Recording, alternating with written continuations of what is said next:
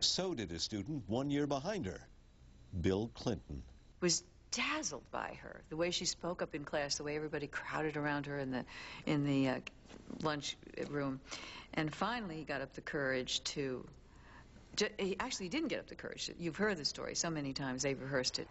And dramatized it for the political films shown at the 1992 Democratic Convention.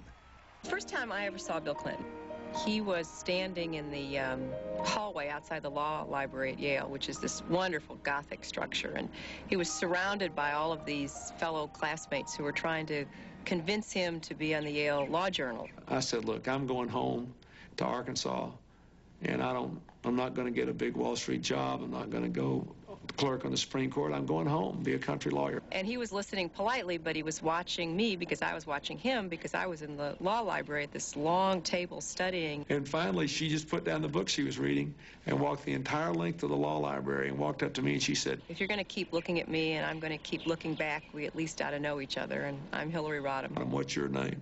I couldn't remember my name. Hillary Rodham was head over heels, romantically, sort of in love with Bill Clinton from almost the beginning.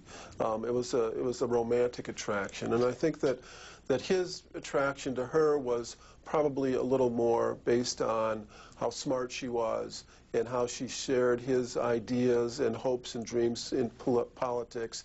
And he saw that he could get somewhere with her that he couldn't get with one of the beauty queens he'd been dating.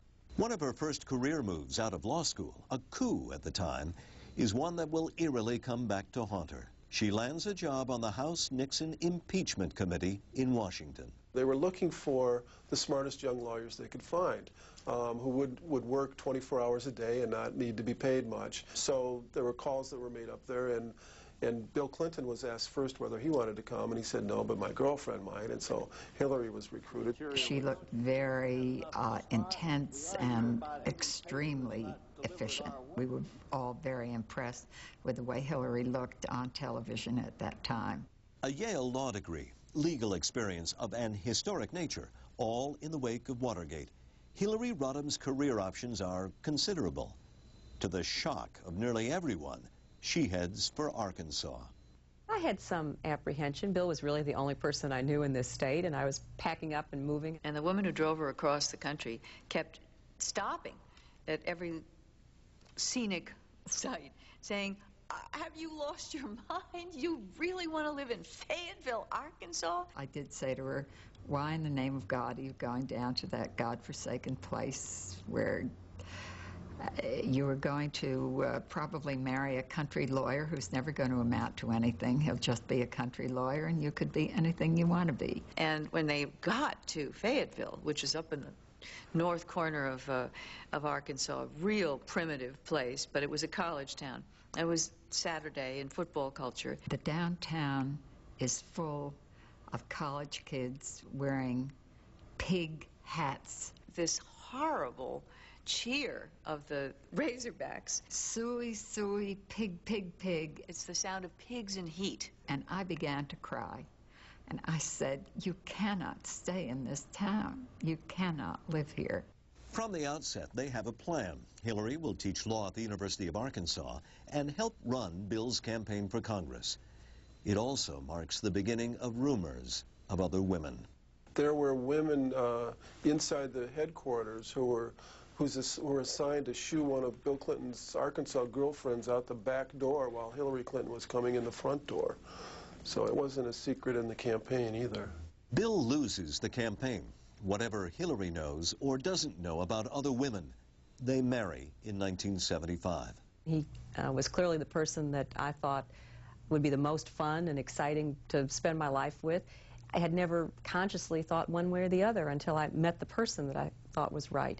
According to some observers, when she married him, she was convinced he was going to be president one day, and she was going to help him get there, but she also intended to have an independent career as an activist public service lawyer. Before long, President Carter names her head of the Legal Services Corporation, and with her husband committed to public service, she goes into private practice when the Rose Law Firm recruits her as one of Arkansas's first women lawyers. There she meets a firm partner, Vince Foster.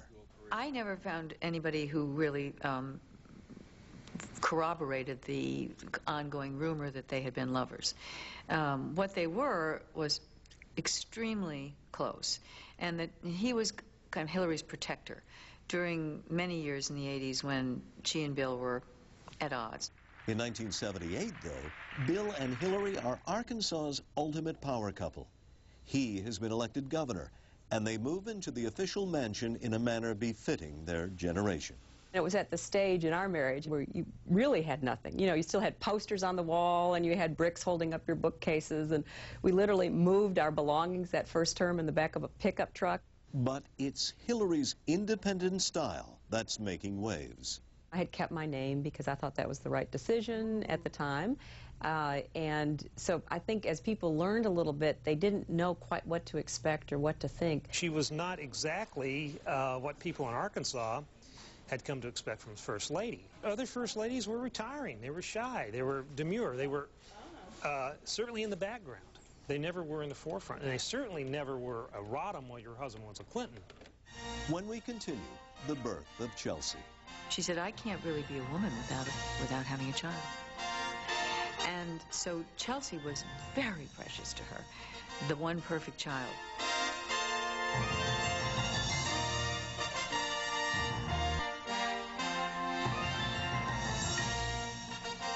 It's 1980. Bill Clinton and Hillary Rodham are in the governor's mansion and facing a tough re-election. Hillary is wearing several hats: First Lady, partner in a law firm, and she is pregnant. I said, how are you doing it all? How are you managing it all? And she said, it's all wonderful. I'm so happy. It's wonderful. Everything was just so fulfilling to her. She said, I can't really be a woman without having a child.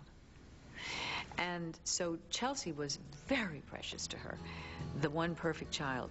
Chelsea's name is inspired by a Judy Collins recording. Woke up, it was a Chelsea morning and the Politically, though, 1980 is a disaster. Hillary and I have shed a few tears for our loss of last evening, but we accept the will of our people with humility. It was a huge loss, both politically and psychologically. I don't think either of those young people had ever lost anything that they wanted. And so they vow to make a comeback, with Hillary leading the fight. But if that doesn't work, you go in and you try to beat the brains of the other guy out. I mean, you know, and that's what a campaign is going to come down to. She resurrected him as much as anything. She's the one who brought Dick Morris, the consultant, out to Arkansas to figure out how to move Clinton to the center and help his rise. Once she saw what the concept was, that you go negative and, you know, and attack on personal basis your opponents, she let Dick Morris go to town. She also repackages herself into a Southern First Lady, lightens her hair, drops her glasses, and her maiden name.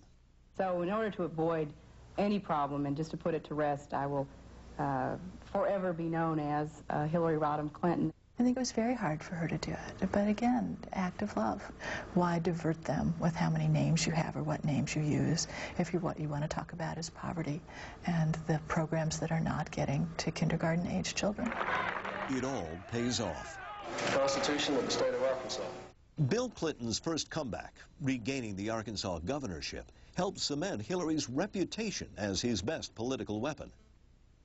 What really developed during those years in Arkansas is that Bill Clinton had an implicit faith that whatever he wanted Hillary to do, she would do right and come through for him. And so he took that concept with him into the White House, and there it led to some problems. What we see is... And in a foreshadowing of her later work on health care, she assumes an unprecedented role, heading a commission on education reform.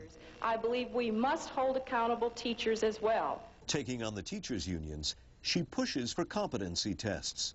When it becomes law, 10% of Arkansas's teachers get a failing grade. She fights for the issues and for her husband, even barging into a press conference held by her husband's opponent. He has consistently avoided a debate. Who was the one person who didn't show up in Springdale? Give me a break. I mean, I think that we ought to get the record straight. It's ironic to me that before you were a candidate, many of the reports you issued not only praised the governor on his environmental record, but his education record and his economic record. According to an aide at the time, Betsy Wright, he quits a 1988 White House bid because of rumors of infidelity. I think she always felt that once she moved to Arkansas, to leave Bill Clinton at any point would be leaving herself, because she had committed herself to this joint project of them rising together.